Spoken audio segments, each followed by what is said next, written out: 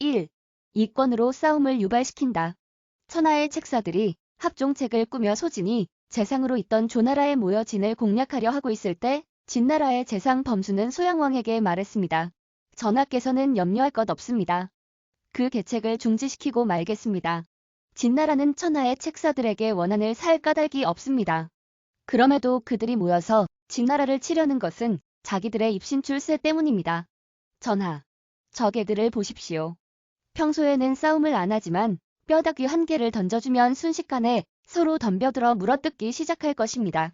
변수는 이렇게 말한 뒤 당수에게 시켜서 악사의 한 무리를 수레에 태우고 수천금을 실어서 조나라의 무안이라는 마을로 가게 하여 성대한 주연을 베풀고 책사들을 환대하기도 했습니다. 범수는 당수에게 이렇게 귀띔해 주었습니다. 조나라의 서울에 있는 책사들 중에서 누가 돈을 구하러 올지는 모르지만 그때 진나라를 치려고 획책하고 있는 놈에게는 돈을 주어서는 안 됩니다.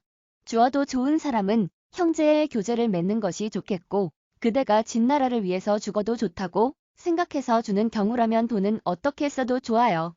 그렇게 돈을 쓰고 나면 필경 도움이 있을 걸세. 덧붙여 5천금을 더 다른 사람에게 주어서 가져가게 할 테니까 잘 알아서 해요. 당수가 무안에 도착하여 채 3천금을 뿌리기도 전에 책사들은 돈을 탐내어 서로 각축을 벌였습니다. 이 이야기는 범수가 진나라 재상에 임명되기 전 일입니다. 천하의 책사들이 조나라 서울에 모여 진나라를 치려는 음모를 서로 마주 앉아 떠들어대는 그 한창판에 진이 재상 범수가 그 대응책으로 안출한 것이 이 금전 공략이었습니다. 흔히 반대의 소리를 억압하는데 무력 탄압이라고 하는 물리적 소멸 작전보다도 돈의 미끼에 의한 심리적 방음 장치를 설치하는 것이 더 효과적입니다. 수많은 정치가들도 이 원리에 따라서 행동하였기 때문에 권력을 잡을 수 있었습니다. 2. 뇌물로 매료시킨다. 위나라의 서문표는 업의 태수로 임명되었으나 청렴결백하여 사리를 도모하지 않고 측근의 인사들을 안중에 두지 않았기 때문에 근신들은 모두 서문표를 미워했습니다. 그래서 1년이 지나서 서문표는 행정보고를 하러 조정에 나오자 문후는 그의 관인을 몰수하고 해임하려고 했습니다. 그러나 서문표는 스스로 이렇게 청원했습니다. 나는 지금까지 읍을 다스리는 요령을 모르고 있었습니다만 이제는 좀 그 판단이 설 것 같습니다. 바라건대 한 번 더 관인을 하사하여 주셔서 읍을 다스려 보고자 합니다. 만일에 다시 잘 다스리지 못하면 사죄라도 달게 받겠습니다. 문후는 그의 말을 듣고 보니 불쌍하게 여겨서 다시 관인을 내려주었습니다. 서문표는 이제는 백성으로 부터 무거운 세금을 받아들이고 부지런히 근신들에게 선물을 보냈습니다. 1년이 지나서 다시 행정보고를 위하여 조정에 나가자 문후도 마중을 나와서 정중하게 대우하였습니다. 그래서 서분표는 말하였습니다. 지난해에 나는 어른을 위하여 읍을 다스렸습니다만 당신은 나의 관인을 몰수하였습니다. 그래서 이번에는 근신을 위해 읍을 다스렸더니 당신은 나에게 감사하였습니다. 이렇게 해서는 결코 지방을 다스릴 수 없습니다. 그리고 그는 관인을 스스로 내어놓고 사직하려고 하였습니다. 문후는 그를 돌려주며 말했습니다. 나는 지금까지 당신을 알지 못했소. 지금은 알았으니 부디 이번에는 나를 위하여 읍을 다스려주오. 그러나 서문표는 끝내 받지 않았습니다. 오늘날 우리의 사회에서는 회사를 위하여 전력을 다해도 훌륭한 업적을 올린 유능한 간부가 반드시 회사로부터 재능을 인정받는다고 할 수는 없습니다. 반면에 유능하기 때문에 경쟁자들의 질투를 사고 화를 입는 경우가 있습니다. 그리고 오직 간부진이나 우두머리의 측근에게 아침이나 떨고 뇌물이나 바치는 사람이 회사에는 손해가 되더라도 빨리 출세하는 경우가 많습니다. 출세는 능력만으로 되는 것도 아니며 또 성의만으로 본분을 다한다고 되는 것도 아닙니다. 3. 곡선적으로 심리를 유도한다. 위나라의 문화대의 상지라고 하는 지방의 태수가 된 이래라는 사람은 백성에게 활쏘기를 장려하려고 이렇게 포고를 내렸습니다. 소송이 의아스러워서 판결을 내리기가 어려운 경우에는 쌍방에게 활쏘기를 시켜 관역을 뚫은 자를 이기게 하고 맞지 못한 자를 진 것으로 하라. 포고가 나자 사람들은 모두 서둘러 활쏘기를 배워서 주야를 쉬지 않았습니다. 얼마 후에 진나라와의 전쟁이 일어났을 때 적을 마구 무찌른 것은 이 고을의 사람들이었습니다. 사람들이 활쏘기에 능했기 때문입니다. 대개의 경우 장려술이라는 것은 목적을 분명히 밝히고 있지만 그것이 반드시 좋다고 할 수는 없습니다. 간접적으로 그 당사자들의 이익이 되게 하면 사람들은 움직이기 마련입니다. 한비자는 이 일에 대해서 다음과 같이 설명하고 있습니다. 장어는 뱀을 닮았으며 누에는 감자벌레와 비슷하다. 사람들은 뱀을 보면 놀라고 감자벌레를 보면 끔찍하게 여기지만 어부는 장어를 손으로 잡고 여자들은 누에를 손으로 만진다. 자기에게 이득이 있다면 사람은 누구나 고대의 용자인 위나라의 맹분이나 오나라의 전제와 같이 용기를 내는 법이다. 전에 나치 히틀러 정권이나 일본 군국주의자들이 국민에게 국가를 위해 용병을 강조하고 충성을 다짐했지만 이것은 지배 집단의 권력자나 특권층의 자기 용호를 위한 것이고 국민을 위한 것이 아니었다는 이유 때문에 말하자면 국민의 이익에 어긋나는 일이었습니다. 간접적으로 심리를 유도하건 직접적으로 하건 음모가 탄로나지 않으려는 당사자의 이익을 사실상 고려하는 유도 정책을 써야 합니다. 4. 배후에서 손을 쓴다. 한나라의 재상 장견의 병이 위중해졌을 때 공승무정이라는 사람이 금 30냥을 품에 넣고 병문안을 갔습니다. 그 후 1개월이 지난 뒤 현왕 자신이 스스로 장견의 병문안을 가서 만약 당신에게 만일의 사고라도 있으면 누구를 그 후임으로 하면 쓰겠소? 하고 물었습니다. 장견이 대답했습니다. 무정은 법을 존중하고 윗사람을 섬기는 사람입니다만 공자인 시가가 민심을 잘 살피고 있는 것에는 미치지 못합니다. 라고 장견이 대답했습니다. 그러나 막상 장견이 사망하자 한왕은 무정을 재상에 임명하였습니다. 장견의 뒤를 이을 한나라의 재상 후보인 공승무정과 공자시가는 서로가 경쟁 상대였습니다. 그러나 그 승리는 돈 30냥을 품에 넣고 병문안을 간 무정에게 돌아갔습니다. 막상 저 세상으로 떠날 사람도 돈 30냥에 자기의 후임을 청구했습니다.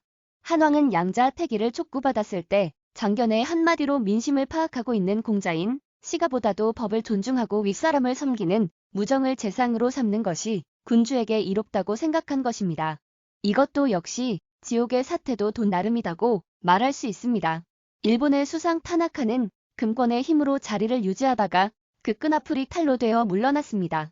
그러나 대개의 경우 돈이면 어떤 감투도 사들일 수가 있고 심지어 박사학위도 돈으로 매매되는 것이 한국 사회의 일면입니다.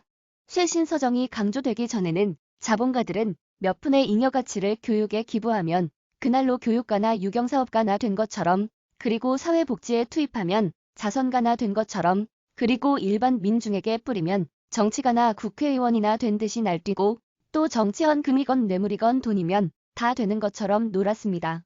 나아가서 그 돈의 액수가 극대화하면 나라도 세계도 움직일 수 있는 듯이 설쳤습니다. 5. 돈을 뿌려서 내부를 교란시킨다. 기원전 237년 진양정 10년째 되는 해에 양나라의 법가인 위료가 진나라로 유세를 왔습니다. 강국 진나라의 힘에 비하면 제후의 힘은 9년의 신하에 비길 수 있는 실로 미약한 것입니다만 다만 그 제후가 합동하여 기습을 한다면 감당하기가 어려울 것입니다. 원컨대 대왕께서는 재물을 아끼지 말고 제후의 중신들에게 뿌려서 합종의 책무를 흩뜨려 놓으십시오. 그 돈은 불과 30만 금이면 족할 것이며 모든 제후는 쉽게 멸망할 것입니다. 이 말을 듣고 진왕정은 흠뻑 기뻐하며 그 책무를 전면적으로 채택하기로 하였습니다. 한편 위료에 대해서는 신하의 대우를 하지 않고 그 의복과 음식을 자기와 같은 것을 주어서 기거도 함께 하면서 종일토록 천하통일의 비책을 연마했다고 전해집니다.